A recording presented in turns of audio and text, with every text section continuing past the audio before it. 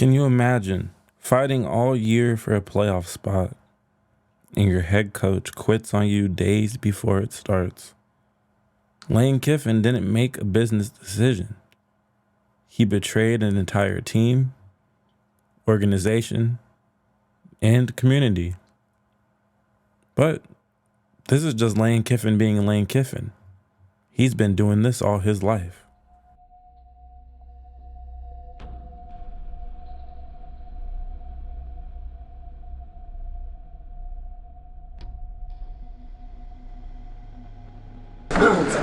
Thank you, Coach. All right.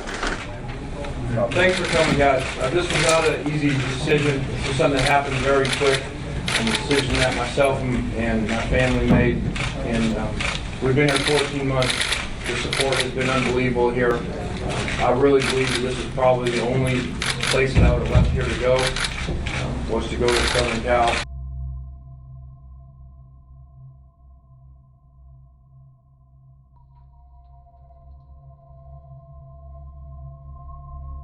And it was a difficult situation, though, because you put so much into those kids, and to have that taken away is very hard. It's been a very hard 2 weeks. I mean, it's an unusual circumstance. Whatever was going on, to be pulled off of the bus with your bags on it and told it's over. Had you had conversations with Hayden or anybody at USC on where you stood before that meeting, before that game?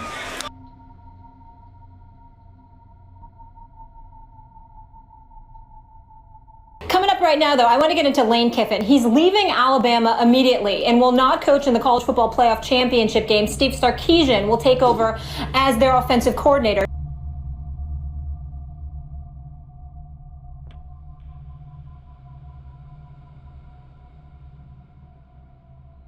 Lane Kiffin and the Owls did cruise to a Conference USA crown this afternoon, a 49-6 lopsided win over the UAB Blazers. But that's not the main story emerging from the FAU campus. FAU Athletic Director Brian White made it official that Lane Kiffin has stepped down as coach. I guess we can say the Lane train has left the station. Now, the reason, according to multiple reports, including ESPN, is that Kiffin will get another chance to coach in the SEC. A person familiar with the negotiations says Ole Miss is working out the details to hire Kiffin as its next head football coach.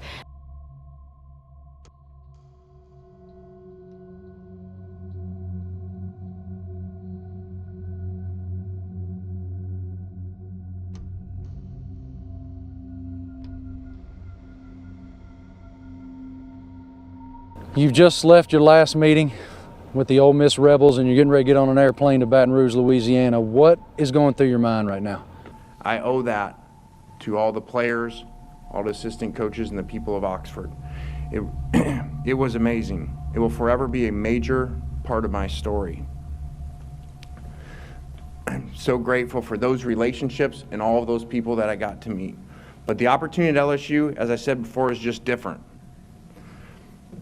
Someone very close to me reminded me this week in this decision that LSU is the best job in football. When you take the history, tradition, passion, and the great players in the state of Louisiana, no one can argue that when you're in Tiger Stadium on Saturday night, there is nothing like it. This place is built for championships with championship expectations. We understand that. But as an elite competitor, that's exactly what you want, and that's why we're here. All right, now maybe Lane Kiffin is jaded from how USC did him in Arizona back in 2013.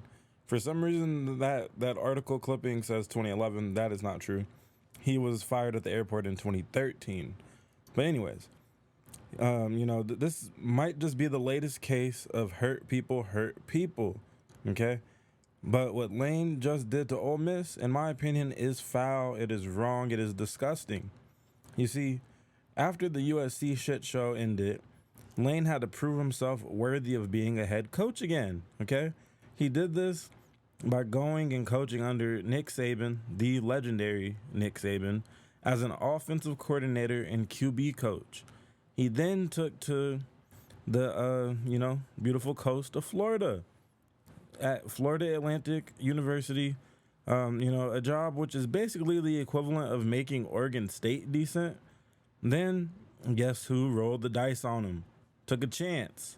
Ole Miss. They believed in Lane when no other major program really did. And, to be honest, it worked. It worked so well that he produced arguably the best quarterback in last year's draft.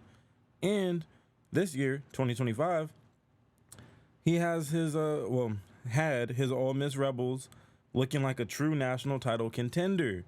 And just days away from the playoffs starting, he does what he did at Tennessee all over again, which, he left for greener grass, supposedly, just as he did back then.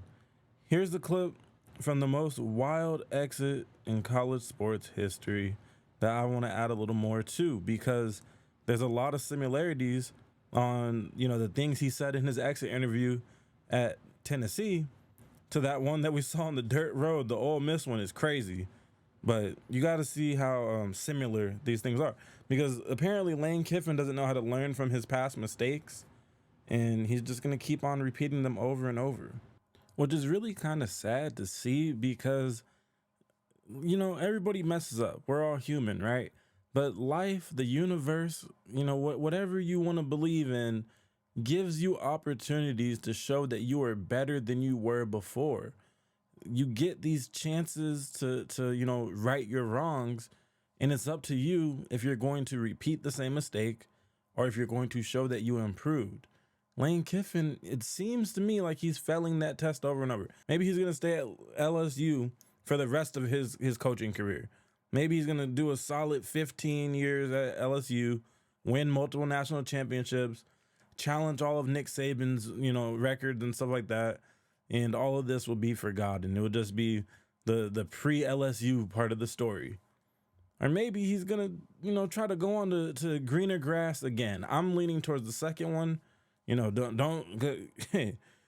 let a desirable city in the NFL have a coaching job that opens up, that wants a head coach, and they call Lane, because he might just leave LSU in the middle of the season too. And there's so many people to thank, so I'm just going to be real generic and say I'm very thankful to all the Tennessee people in the way they welcome myself and my family. And it's been an exciting time. And I know that I can walk out here and say this, that we've been here for 14 months, and there's not one day that I didn't get everything I had to the Tennessee football program. And I know, just leaving that team room and looking around and the players coming in on this roster and what's going on in their development, that we're leaving here 14 months later a lot better team than we were 14 months ago. So I appreciate you guys coming, and thanks again for all your support. Hey, Lane, out of respect to the Tennessee fans, you answered 3 questions for us. Ben, good luck. What does this mean for recruiting, Lane? Now, that right there is setting the bar in the dirt. If we're going to say that what we've seen in the last 48 hours from Lane Kiffin is growth compared to how he left Tennessee, it's the bare minimum of growth. I guess this time he may have said thank you to 1 or 2 people and said, there's too many people to thank, so I'm just going to not really thank anybody. And no, I don't respect the fans enough to answer 3 questions. No, I'm out. This time, it looks like he was freaking let out by a jail bus out on the side of the road right next to the jail, and like he's fresh out. If it wasn't for his little sports coat that he's wearing, I would think that Lane Kiffin is on some Blueface shit on the side of the highway, just knocking out some content.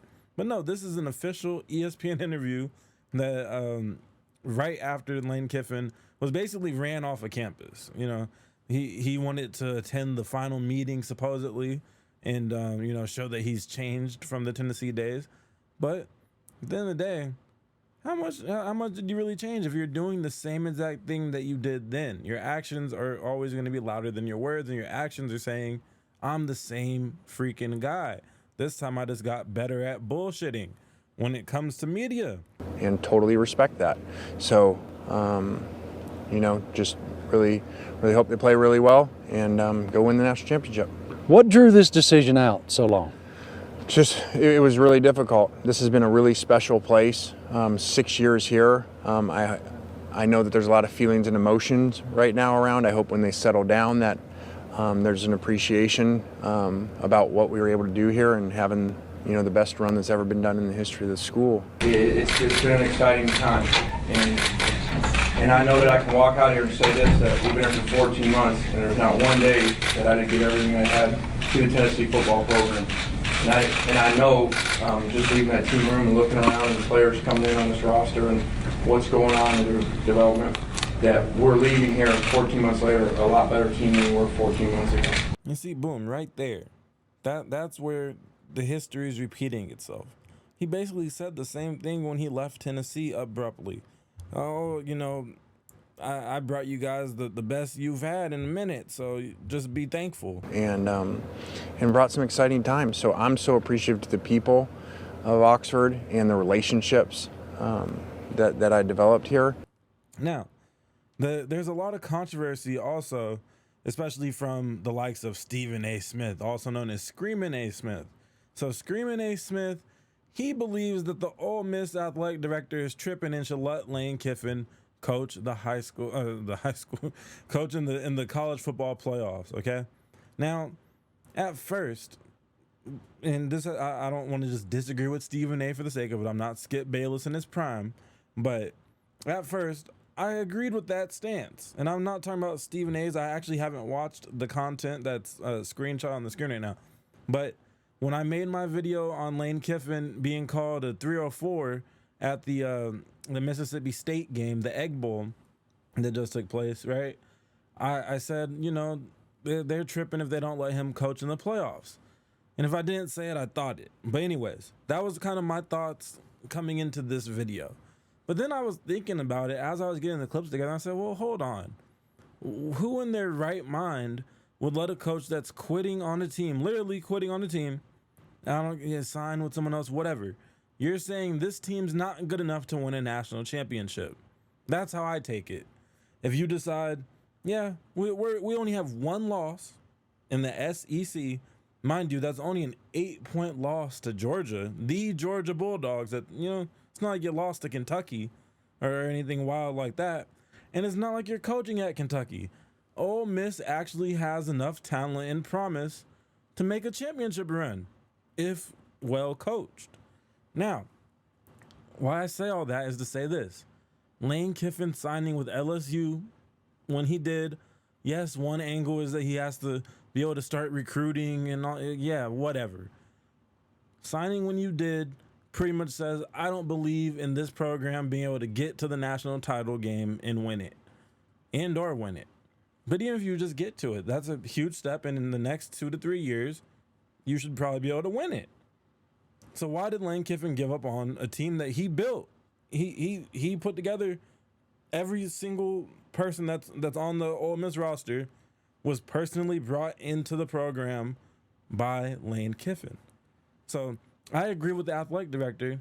If you don't believe in the guys that you brought into the school, if you don't believe in your ability to coach these guys to a championship, obviously you don't. Otherwise, you wouldn't be signing with LSU so that you can build so-called super teams and, accomplish things that can never be accomplished anywhere else. I think you could accomplish all those same things at Ole Miss. You proved that it can be done. Well, what is he talking about in this clip that you're about to see right now? Games, man, it is not. I coached a lot of places, okay, and a lot of road games. NFL, college. There is nothing like the feeling when you're on the other sideline and the intensity that you feel. It's like a weight that you feel. I've talked to head coaches who have been here before, obviously. Okay, and they talk about like feeling on the other sideline, like how they feel lifted up by the crowd and the intensity. Well, when you're on the other sideline, you feel it the other way, and especially as you get to crunch time and overtime at night. So I've felt that, and I always thought to myself, man, what if we had that advantage on our side? So if we combine what we do, the way that we coach players, the systems that we run, and now we have that intensity on our side for the opponent to deal with, again, that's how it painted all together to say, and this is where you're supposed to be. Oh, whoop-de-freaking-do. I want to coach in Death Valley. They be moving the Richter scale. That's how loud the stadium gets. Like, okay, man, yeah. Until you're getting belt to ass by a team you're supposed to win. You know, I don't know how much they were supposed to beat Arizona State that year with SC. But let's just say they were supposed to win by 13 or more points, and they, you know, you let them put up 60 something. Yeah, when that happens again, if it happens again, good luck.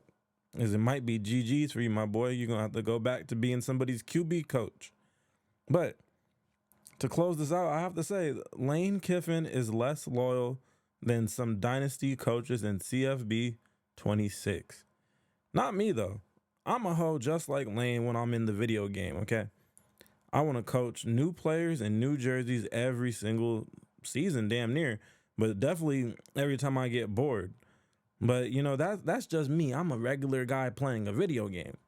Lane's reputation is exactly what that reporter called him at the Egg Bowl, and that's fine, as long as you know that's what you are. You see, at the end of this one, I can't help but think/predict that Lane Kiffin's tenure at LSU is going to go very similar to how it went at USC. Yeah, you're a pretty good recruiter. You have some pretty good recruiting classes under your belt. Guys will get to the NFL. Guys are going to get to the NFL from LSU no matter who's coaching there, to be honest. But guys are going to get to the NFL. You might even have, a couple pretty good seasons. 1 loss, 2 loss. Might go undefeated for a nice stretch. I don't know. I can't see the future. Otherwise, I wouldn't be doing this right now. I'd be making some bets. But what I do think and do predict is that Lane Kiffin, like I said a little earlier, is probably going to lose some games that he's not supposed to lose. And that will be that. At some point, the ADs are going to be like, oh, to hell with this. The Lane Kiffin experiment has failed again. And the reason I think this is because karma. Like I said, close to the beginning of this video, Lane Kiffin did not learn from his mistake of going from Tennessee to USC in the way that he did it. It's not what you do, it's how you do it. And this is wrong. You shouldn't have done it this way, Lane. Giving up on the Ole Miss Rebels is like giving up on yourself. You're somewhere for 5 seasons, 4 to 5 seasons. That means you had enough time to where every single player on roster was handpicked by you and your staff. So what does that say about you and what you think about yourself at the end of the day if you can leave those guys right before a playoff? Again, there's no way you think that the Ole Miss Rebels of 2025 can win a national championship. Because if you did, you would have stayed. And if you stay and win, why the hell would you go and take a job somewhere else? You'll be able to get guys to jump ship from LSU, from Auburn, from Alabama, from wherever, from Florida State out of conference. Guys, you can get guys to jump over from Oregon, Ohio State if you win. Man, Al Davis said it the best. Just win, baby, win. Well, that solves everything. Not be mediocre and leave again. Anyways, thanks for watching. Peace.